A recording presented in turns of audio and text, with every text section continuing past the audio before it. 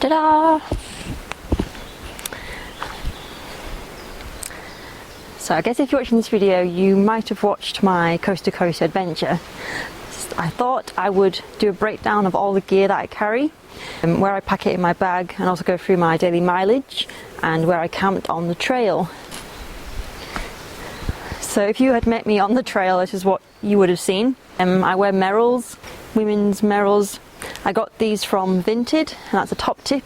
I kind of find, especially for if you want to find second-hand women goods, and I got these Merrells second-hand for £13, which was a bargain. These trousers, these are from REI. I got them whilst I was hiking the PCT. I've had them for 9 years, and I like them for two reasons. First one is they're comfy, and the second one is I like the fact that they're a light shade, which is really good because it points out ticks. Because the amount of times I've seen a tick crawling on these, so I'd recommend getting a light shade. It also keeps you cool in the heat. And then coming up to my top half, I have two layers which I normally wear. Normally I have this outer layer, which acts as a really good wind brace. I've also got a hood, which is quite useful. And also this simple base layer, which also has a hood, which is useful for two reasons. First reason being it can keep the rain off and the wind, but also like the fact that it's quite a big hood, so if it's sunny I can keep the worst of the sun off, because one of the worst things whilst hiking is getting sunburn. I also like to wear a buff, and also I wear a cap, which is good to keep the sun off and also the rain.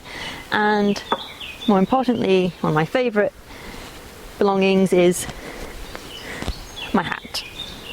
So this is my trusty backpack. I've had this for 10 years, so I'll now go through where I store bits and bobs.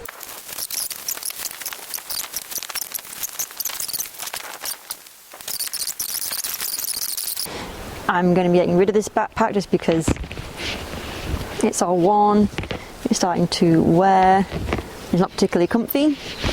Something I will take off this though, on the sky hike my rainproof cover ripped, so before I did the coast to coast I replaced it, and this rain cover was amazing. The fact that it's bright yellow, so if I ever needed any assistance or I got into trouble, I got to be spotted easily.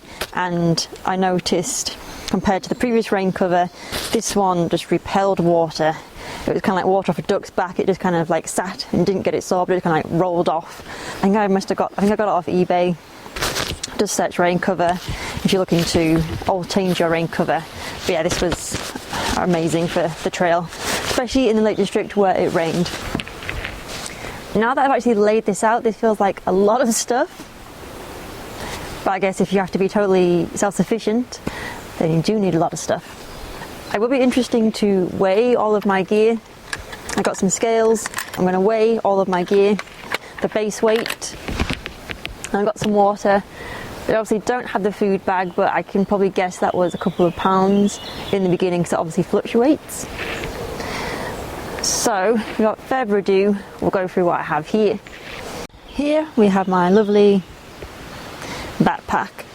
This is a Ventura 40. I've had this for a long time and it's just everything I need, but I will be upgrading it just because it's seen better days. Something on this backpack though is that I have a camera mount, and this has been such a upgrade for me, especially having an SLR. So I definitely recommend these kind of camera mounts that you pop here. They're amazing. This is my one-person tent. I'll put some videos and some pictures of it in.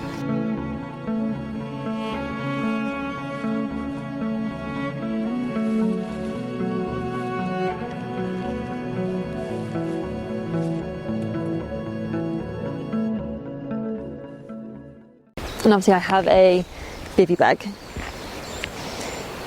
Just a simple bivy bag just to keep the chill off.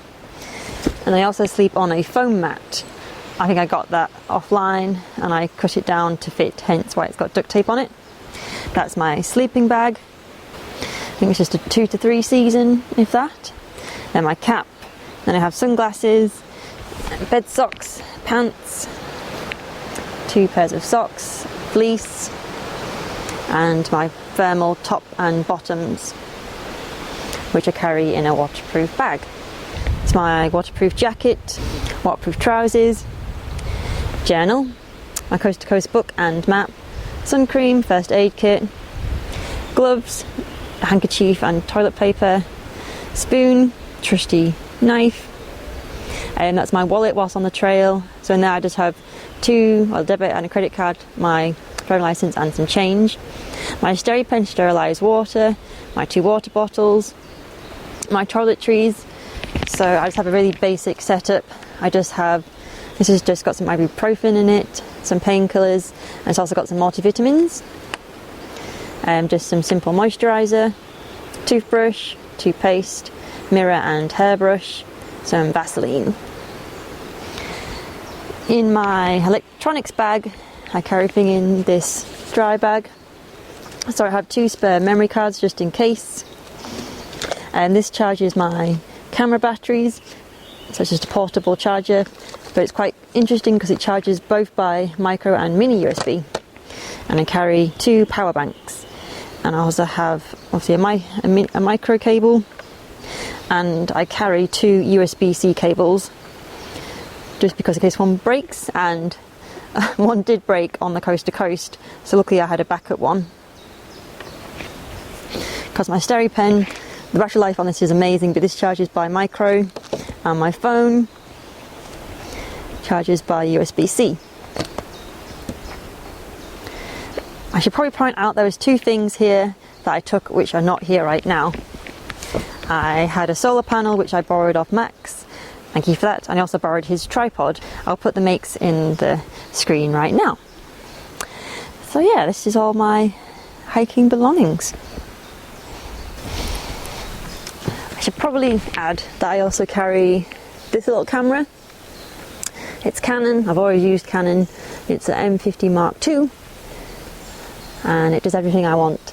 I love that it's so compact and tiny compared to my older camera, which was a 700D Canon, and this one feels so petite, especially with the lens.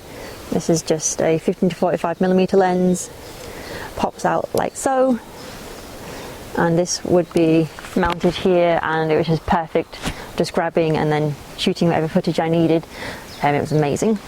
So I have some little notes here which I thought might be of interest. So the trail took me just under 7 days. I set off at 6:30 p.m. on the Friday night, and I finished at Friday lunchtime the following Friday. I got this data from my Fitbit. I wear a Fitbit, and it tells me how many steps I did every day and the mileage. I'll put the list up on screen now just to save me reading it out. I'll also put where I camped. So yeah, the lakes took me just over 2 days, the Dales took me 2 days, and the North Yorkshire Moors took me about 2 days and a half. So in total, according to my Fitbit, over those days I hiked 196.35 miles, which is, considering the trail is 188 miles long, I hiked 8.33 miles extra, because someone asked me how much extra walking do I do in terms of retrieving my camera every time I walk to and from setting up shots. So I guess you could accumulate the extra 8 miles into that, but also there are certain points on the trail where you couldn't wild camp, so I would deviate away from the coast to coast trail, find somewhere to wild camp and then walk back. So I guess that could be that is also extra mileage. I won't be including the food or the water I carry, but the water, in terms of my kind of water supply, I would carry 1 litre and a smaller litre, so this is 0.75, and then here I'd flavour the water, so I'd always have something that would encourage me to drink, and this one would just be pure water, just so I could rehydrate my food. Just to sterilise my water, because I was getting water on the go from rivers, as high up as I could, avoiding near agricultural areas and kind of towns and cities. But whenever I get some water from a river, I would sterilise it with SteriPen. I've had this since the PCT, it's amazing, the battery life is awesome, and it sterilises anything up to 1 litre, so this. Okay, now I'm going to repack my bag and we'll see how much it all weighs, because even I don't know what my base weight was.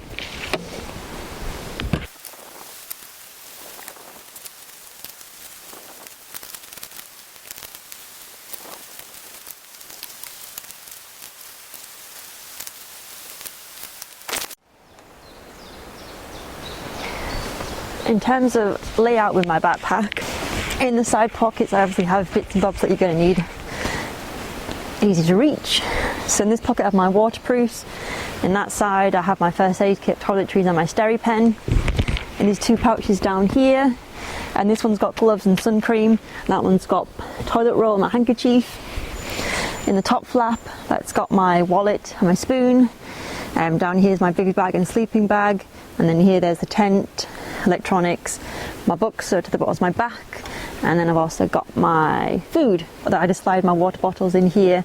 There's a zip there, I can get access to them.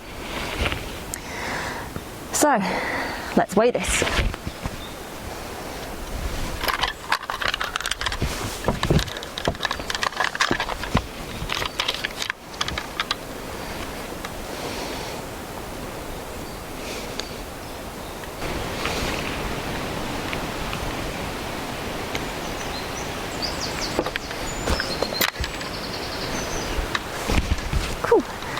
So that weighs bang on 8 kilograms, which feels heavy in my hand, but so yeah, 8 kilograms. So I've got a few extra tips here which I thought might be interesting to share. My tips for the trail include taking change, because there were quite a few times when I met honesty boxes which were amazing. You'd be hiking along and all of a sudden there'd be a little cooler box and it had like drinks in it, crisps, chocolate, mini first aid kit, sun cream, which was, I'm so grateful for. Some of them have PayPal accounts you can send money to if you don't have any cash. Carrying cash and change is definitely a top tip.